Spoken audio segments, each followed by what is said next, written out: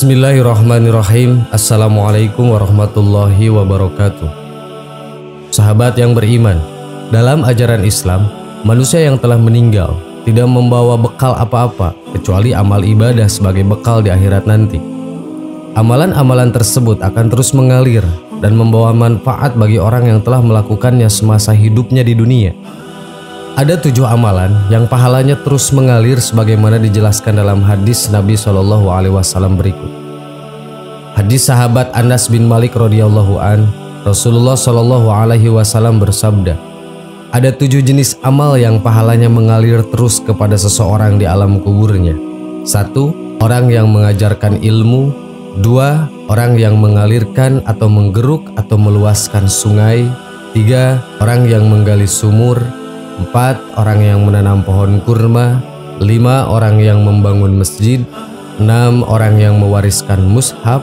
7. Orang yang meninggalkan anak keturunan yang memintakan ampunan baginya sepeninggal kematiannya.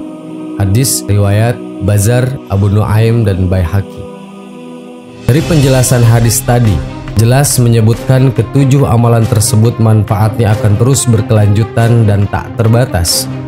Berikut ulasan lengkapnya. 7 amalan yang pahalanya terus mengalir.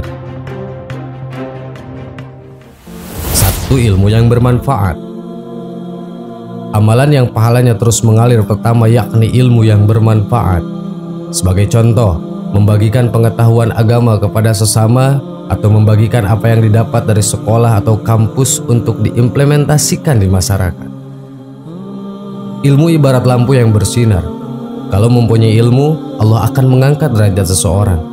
Karena itu, sungguh beruntung orang yang memiliki ilmu dan mengajarkannya. Contoh ilmu yang bermanfaat bisa berupa usaha menunjukkan seseorang ke jalan yang baik seperti beribadah, menuntut ilmu, mencintai Al-Quran, mencintai Rasul dan sebagainya. Dalam konteks ini, sabda Nabi Muhammad SAW yang diriwayatkan Imam Muslim yang bersumber dari Sayyidina Abu Hurairah radhiyallahu an berikut ini patut disimak. Sesungguhnya Rasulullah bersabda, barang siapa yang menyeru kepada petunjuk kebaikan, maka dia mendapatkan pahala sebagaimana pahala-pahala orang yang mengikutinya. Hal itu tidak mengurangi pahala-pahala mereka sedikit pun. Dan barang siapa menyeru kepada kesesatan, maka dia mendapatkan dosa seperti dosa-dosa orang yang mengikutinya. Hal itu tidak mengurangi dosa-dosa mereka sedikit pun. Hadis riwayat Muslim. 2. Anak soleh. Amalan yang pahalanya terus mengalir kedua yakni anak soleh. Orang tua yang mendidik anaknya menjadi anak yang soleh akan terus mendapat pahala dari anaknya tersebut. Bagi seorang anak, sudah menjadi kewajiban bagi tiap anak manusia untuk mendoakan kedua orang tua, yakni ibu dan bapaknya sebagai bukti kecintaan kepada mereka yang telah melahirkan, mendidik dan membesarkan. Mendoakan kedua orang tua tak hanya saat mereka sudah meninggal, namun juga kala mereka masih hidup agar diberikan keselamatan dan keberkahan dalam hidupnya. Adapun cara mendoakan orang tua adalah memohonkan ampunan minimal setiap usai sholat 5 waktu. Allahumma gfirli wali walidayya warhamhuma kama rabbayani shaghira. Ya Allah, sayangilah kedua orang tuaku sebagaimana mereka mendidikku di masa kecil. 3. Membangun masjid. Masjid adalah rumah ibadah yang tentunya mengandung banyak keberkahan di dalamnya. Salah satu contoh amal jariah yang bisa dilakukan adalah membangun atau berperan dalam pembangunan sebuah masjid. Pahala bagi orang yang membangun masjid bahkan nilainya akan secara terus-menerus mengalir meskipun sudah meninggal. Tak hanya itu, jaminan untuk orang yang sudah membangun masjid salah satunya juga ganjaran tempat terbaik di surga. Hal ini sesuai dengan hadis yang berbunyi, barang siapa yang membangunkan sebuah masjid karena Allah walau sekecil apapun, maka Allah akan membangunkan untuknya sebuah rumah di surga. Hadis riwayat Bukhari dan Muslim. 4. Menghadiahkan mushaf Al-Quran. Amalan yang pahalanya terus mengalir selanjutnya yakni memberikan mushaf Al-Quran ke masjid, rumah tahfiz maupun musola. Al-Quran memiliki banyak kebaikan dan keberkahan sehingga ketika ayat-ayatnya dilantunkan oleh orang yang diberi, maka kita juga akan mendapatkan aliran pahala.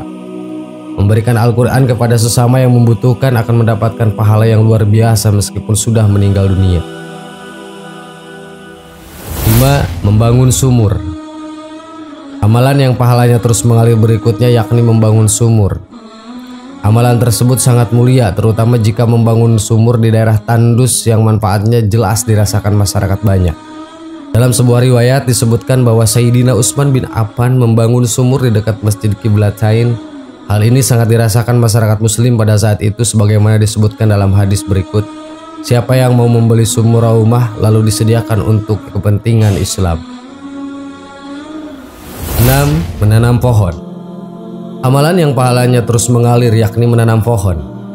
Dalam Islam, pohon yang ditanam paling utama untuk diwakafkan yakni menanam pohon kurma.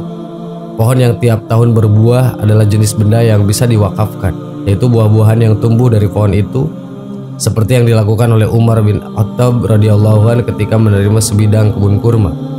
Oleh Rasulullah, Umar disarankan untuk mewakafkan kebun kurma itu agar tiap kali panen hasilnya bisa disedekahkan demi kepentingan orang-orang yang membutuhkan. 7. Mengalirkan air sungai. Amalan yang pahalanya terus mengalir berikutnya yakni memperbaiki sungai agar airnya bisa mengalir dan dimanfaatkan untuk masyarakat. Air merupakan kebutuhan utama makhluk hidup baik manusia, hewan maupun tanaman. Karena itu sangat penting bagi muslim untuk bisa melakukan perbuatan baik yang manfaatnya akan terus dirasakan hingga sudah meninggal dengan mengalirkan sungai.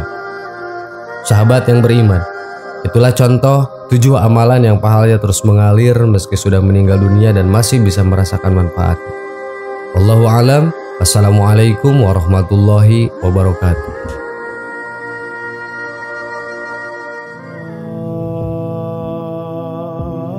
Bismillahirrahmanirrahim. Assalamualaikum warahmatullahi wabarakatuh.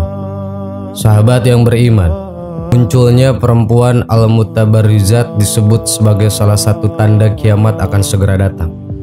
Dalam sejumlah hadis disebutkan bahwa salah satu tanda kiamat akan segera datang yakni munculnya orang-orang yang berpakaian tetapi telanjang. Banyaknya perempuan dengan pakaian yang tidak menutup aurat ternyata merupakan salah satu tanda datangnya kiamat kecil dan kiamat besar. Dikutip dari kitab Syekh Mahmud Al-Misri bahwa perempuan yang suka pamer aurat disebut al-mutabarrizat seperti yang terjadi saat ini. Dari Abu Hurairah radhiyallahu anhu, Rasulullah shallallahu alaihi wasallam bersabda, ada 2 macam ahli neraka yang belum aku saksikan, yaitu suatu kaum yang membawa cemeti seperti ekor-ekor sapi untuk memukul manusia, dan wanita-wanita yang berpakaian akan tetapi sebenarnya mereka tidak berpakaian, yang menanggalkan tutup kepala yang menarik kepada maksiat.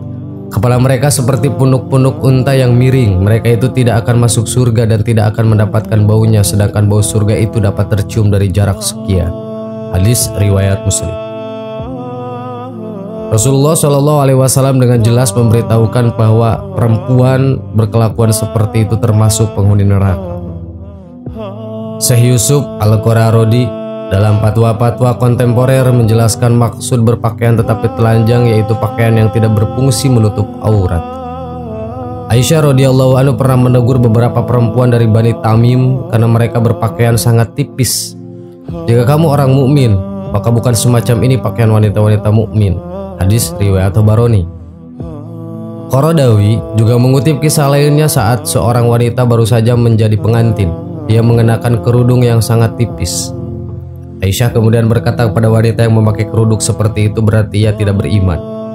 Allah Subhanahu wa taala berfirman yang artinya, katakanlah kepada wanita yang beriman, hendaklah mereka menahan pandangannya dan kemaluannya, dan janganlah mereka menampakkan perhiasannya kecuali pada ayah, suami mereka atau putra-putra mereka, atau putra-putra atau putra-putra suami mereka, atau saudara-saudara laki-laki mereka, atau putra-putra saudara lelaki mereka, atau putra-putra saudara perempuan mereka, atau wanita-wanita Islam, atau budak-budak yang mereka miliki, atau pelayan-pelayan laki-laki yang tidak mempunyai keinginan terhadap wanita, atau anak-anak yang belum mengerti tentang aurat wanita.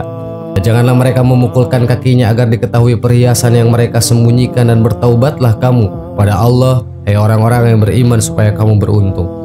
Quran Surat An-Nur ayat 31. Pakaian tersebut juga meski terkadang tidak tipis tetapi memperlihatkan bentuk lekuk tubuh yang tidak jarang menimbulkan fitnah.